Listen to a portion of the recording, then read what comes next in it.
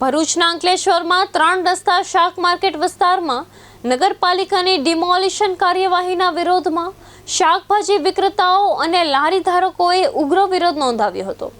વર્ષોથી શાકભાજી વેચીને પરિવારનું ગુજરાન ચલાવતી ગરીબ, વિધવા અને શ્રમિક મહિલાઓએ તંત્ર સામે રોષ વ્યક્ત કરી રસ્તા રોકો આંદોલન હાથ ધર્યો હતો।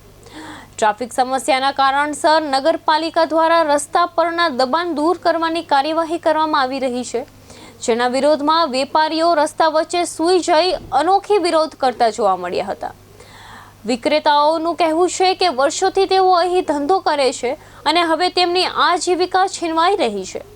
બીજી તરફ નગરપાલિકા પ્રમુખ જિગ્નેશ અડાળિયાએ જણાવ્યું હતું કે લાંબા સમયથી રહેલી ટ્રાફિક સમસ્યાના ઉકેલ માટે આ કાર્યવાહી જરૂરી હતી અને શાકભાજી વિક્રેતાઓને વૈકલ્પિક જગ્યા પણ ફાળવવામાં આવી છે।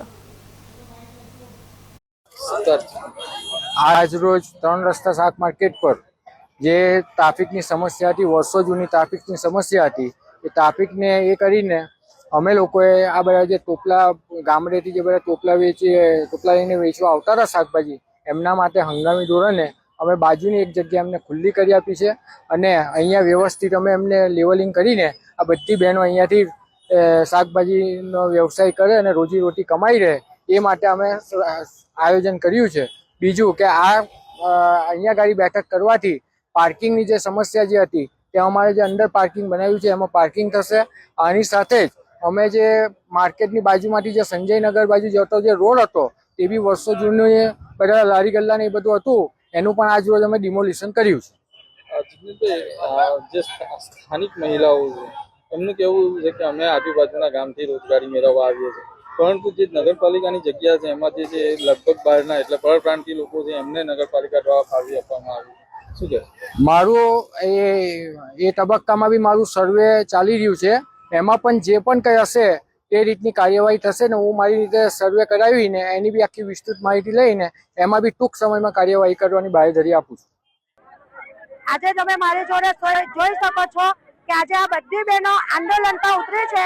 આજે વિધવા બહેનનો હક છીનવી લેવામાં આવે, જ્યારે નગરપાલિકા અમને જો નિરાકરણ નહીં આપશે, નગરપાલિકા જો અમને સાથ સહકાર નહીં આપશે, નગરપાલિકા જો અમારી જગ્યાએ અમને બેસવા દેવામાં આવશે નહીં, તો આના માટે અમે આનાથી ઉગ્ર આંદોલન કરવા તૈયાર છીએ। આમાં અમે 80 થી 70 લેડીઝ બહેનો છે, જ્યારે આ બધી ગરીબ વિધવા બહેનોને જો સાથ સહકાર ભાજપની સરકારના રાજમાં નહીં મળે તો હવે આ નિર્ણય આજે અમારો ફાઇનલ, આજે હપ્તાખોરી બી અહીંયા વસૂલવામાં આવે છે એ બી બધું બંધ કરવામાં આવે ને આજે અમને અહીંયાથી ન્યાય મળવો જ જોઈએ, ચોક્કસ પણ અમને ન્યાય મળવો જોઈએ કે આજે અમે જ્યાં વર્ષોથી ધંધો કરતા આવ્યા છે ત્યાં અમને જગ્યા આપવામાં આવે। જો અમને અહીંયા જગ્યા આપવામાં નહીં આવશે તો અમે આનાથી ઉગ્ર આંદોલન કરવા તૈયાર છીએ। અમે કલેક્ટર ઓફિસની રજૂઆત કરી છે, મામલેદાર સાહેબને બી અપીલ કરી છે, હજુ અમારું કોઈ નિરાકરણ આવ્યું છે નથી। અમારી માંગ એટલી જ છે કે અમે જ્યાં વર્ષોથી ધંધો કરવા આવ્યા છે, જ્યાં બેસીએ છીએ ત્યાં અમને બેસીને ધંધો કરવા દે। જો અમારી રજૂઆત નહીં સાંભળશે તો નગરપાલિકા આ બધી બહેનોને નોકરી આપે। નગરપાલિકાની અંદર જો તાકાત હોય તો નગરપાલિકા બધી વિધવા બહેનોને 50,000 રૂપિયાની નોકરી આપે તો અમે કાલથી અમારા ઘરે બેસી જશું।